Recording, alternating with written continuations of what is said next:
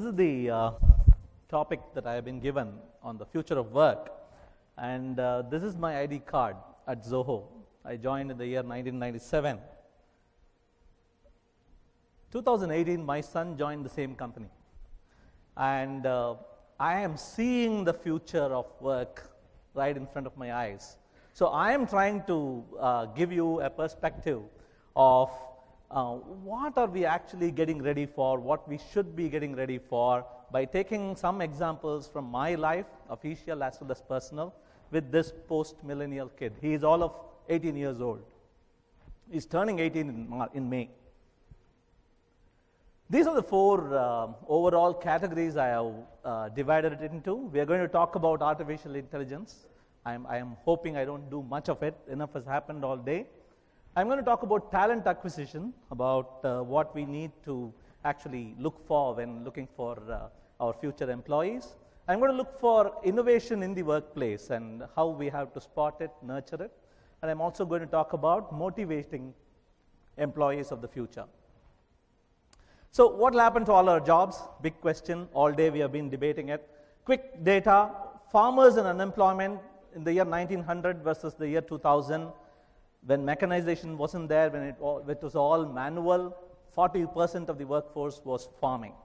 And today it's 2%. This is US data. It's today 2%. But at the same time, if you look at unemployment numbers, it's 5% from 1900 and just 4.8%. It's an improvement actually. So it's just corroboration of all the theoretical concepts we have been hearing all day about jobs might be taken away, but more jobs will surely be created. In fact, if you look at the new industries that were born after the turn of the century, the 21st century, e-commerce was born then, robotics was born then, self-publishing was born then, data science bloomed only in the past 10 years. Less than 0.5% of the workforce is actually employed there. So there's a huge opportunity for all of us to get in. There is a website, believe me or not, willrobotstakemyjob.com. You can actually run an interactive experiment now. Go fire up your mobile browser and look at this .com and type in your favorite job. So I typed in 3, and this is the first one I typed. I knew what the answer would be. It's a dangerous job for humans to perform, and that will be probably the first job that will be taken up by automated, conscious robots. Probably even nanobots working like a swarm. 72% possibility that robots will take your job away. Taxi drivers, even worse, 89% possibility. We saw the NVIDIA demo, right? It was not even driving on the road. It was driving over slush, and it was still doing an amazing job. Taxi drivers, 89% you're losing your jobs. Teachers, 0.95%. So that's a really interesting bit of news. Yeah. So the question is not about will robots take my job. I keep looking at that website, and that take word keeps coming back to me. It's not about whether robots will take your job. Flip the question. Will robots want your job if they could take it? If we are really talking about artificial intelligence and deep learning and conscience and singularity coming up, if your job is so automatable, probably the robots wouldn't want it. They will enslave you. They will make you do it. They'll be probably doing higher level work. So the distilled point out of it all is, if a robot is going to take your job and you still haven't moved on, you probably deserved being sent out of your job. That's the point. There is this famous thing about chess playing robots, and I keep quipping about it with my friends. This is an intelligent robot. It adapts to how you play, and it's going to learn based on the mistakes it made the last game. It's going to watch you play and defeat you surely, and this is the most intelligent robot, they say. I tell them, if it's really intelligent, this robot should someday tell me, hey, I don't feel like playing today. Where's the emotion?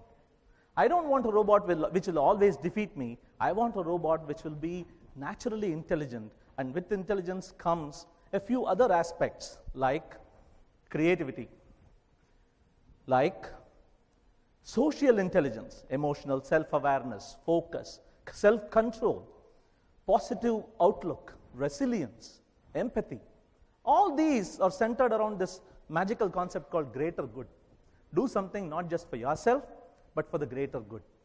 There is this famous puzzle robots are given these days, intelligent machines are given these days. There's a train coming without a driver, probably automated driver. And just along the track, there are 5 people bound to the rail track. The train will be running over those 5 people if you don't do anything. There is a switch you can throw along the way. If you throw the switch, the train will be swerving into another track. Yeah, those 5 people are saved. But further down the track, there's a guy standing, facing the other side, not knowing what's happening. He will be run over with his train. Should you act or not? So questions like these are all gray area questions. There is no right or wrong. In creativity, there is no good or bad. Amazing songs flop. Silly movies become great hits.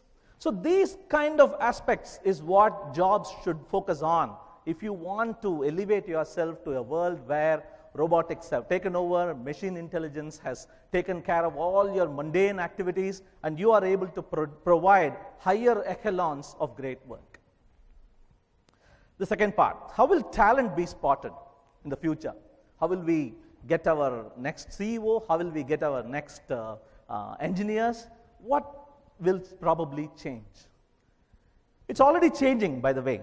This is a 3-part excerpt from an amazing video called Shift Happens.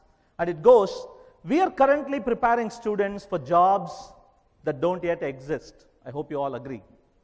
Using technologies that haven't yet been invented. How many colleges even knew about blockchain? The previous speaker was telling us. Using technologies that haven't yet been invented. This is the most important bit. In order to solve problems, we don't even know our problems yet. So this is the 3-part attack every academician, every student, every employer is actually facing. These students are clueless because we are preparing them for jobs that don't exist, using technologies that haven't been invented to solve problems that we don't even know are problems yet. Okay, setting that aside, this is how we are evaluating them today. This is going to change. We are not going to take them to a test where we align them up and then we say, we are going to give you a fair test. All of you, climb the tree. What will the goldfish do? Seriously. There's a little goldfish there. What will the elephant do? So basically, this is trying to convey to you that if you do tests like these, you will only recruit monkeys. Seriously.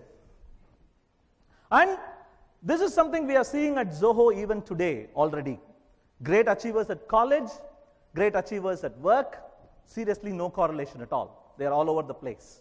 Some people do very well at work, some people do very well at college, and so on. So we have decided interviews lie. So I hope you all realize that too. In the future, if you want to recruit designers, don't ask them to give a test. Ask them to show their portfolio. If somebody is telling, I am a writer, don't ask them to give an English test. Instead, ask them to show you the whole blog of many years of content that they have created. If they are a programmer, ask them to show their GitHub content. Show us their Stack Overflow account probably. HackerRank. These are all freely available services already. So in the future, if you want to really spot talent, abolish testing and interviews. Go towards longer duration gestation of interaction with the person, engage with that person, share the vision, and that's how you should be looking at them. And look for people who are good at the judo solution. Judo is all about minimum effort, maximum impact. So these are the jugaad people you should be looking at. And don't really think that you will recruit a person and he will live with you forever for 20 years, 40 years, and then go home with a mala around him with a golden handshake and all that. Already we are living in the gig economy. This is going to continue and become even worse. The guy will be working with you in the daytime. Evening he'll be a Uber car driver. Weekends he'll be building a mobile app for somebody. Nights he will be writing some creative movie script he wants to someday make. Those are the kinds of people you need to embrace, and necessary evil perhaps. These are the kinds of people who are going to work with you. Also, there will be technology natives. There is this famous phrase that says technology is anything that somebody sees invented after their age of 12. So YouTube and FaceTime are all automatically available for these children. There was no BC or BG. Before Google doesn't exist for most of our kids. They know what questions, what answers to get. Only thing we need to teach them is what questions to ask. So how will the workplace change? That's the third part. This will change.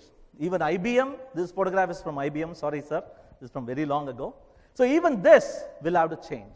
This is the new workplace, the new seat of innovation, where people are able to relax and stay and work from where they are, how they are. It will not be opportune, it will not be planned, it will be opportune. You won't have planned meetings that derive solutions and so on, it will be opportune. Opportunities will be given for creative work to happen, and hopefully things will happen. It will not be directive. Spot the CEO here. This is not even an office, it's a coffee shop. They are renting space in a coffee shop and running it. And it will be experiential, not formal. You won't learn something and then come and work with it. You will work, you will learn while you work. And the desk will go everywhere. Traditional hierarchies will break down. Flatter organizations will come. Flatarchies, they are calling it already. The organization of the future will look something like this. It will be a team of teams.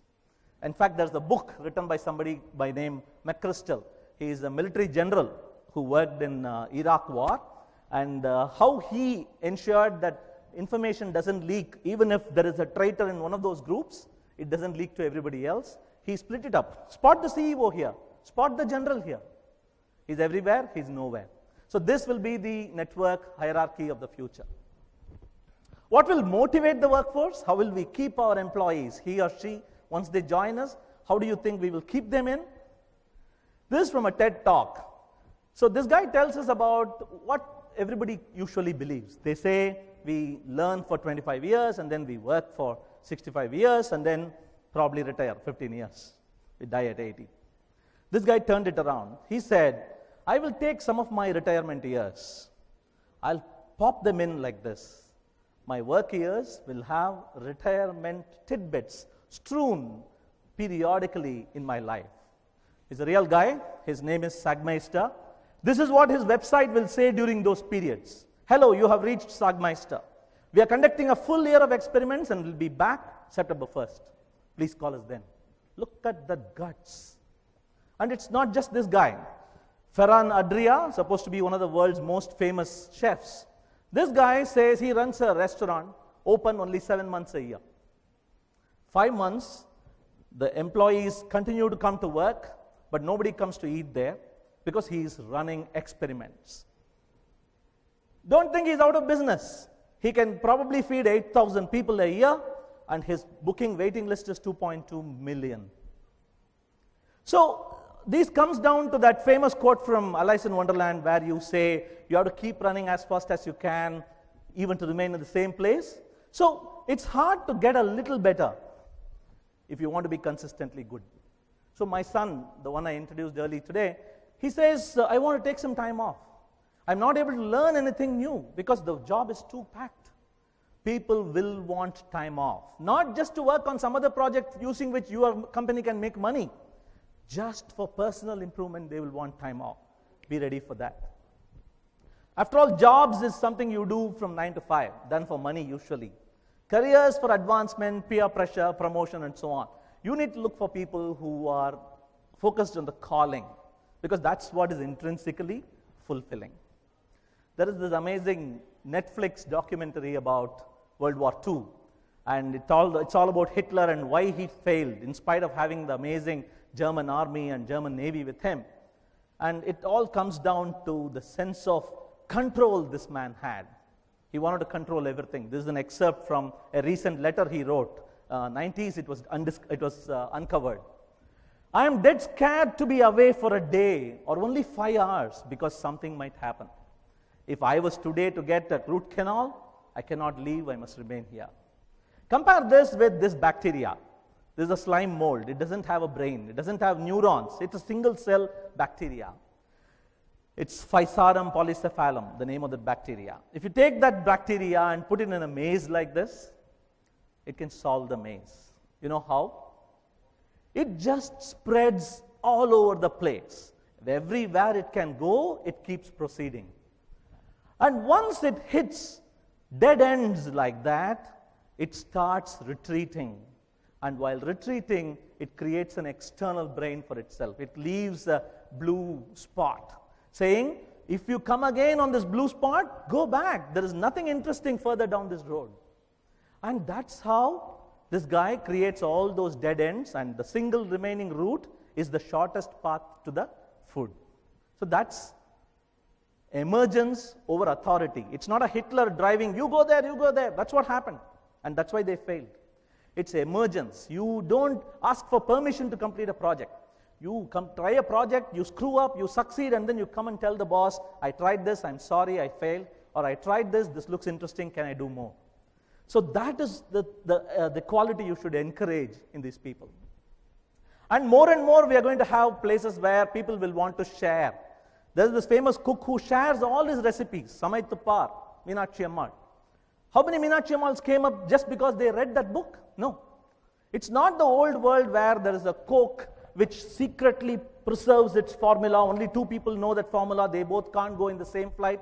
Those days are gone. Share, give away, keep giving away. That will be the network, that will be the economy of the future.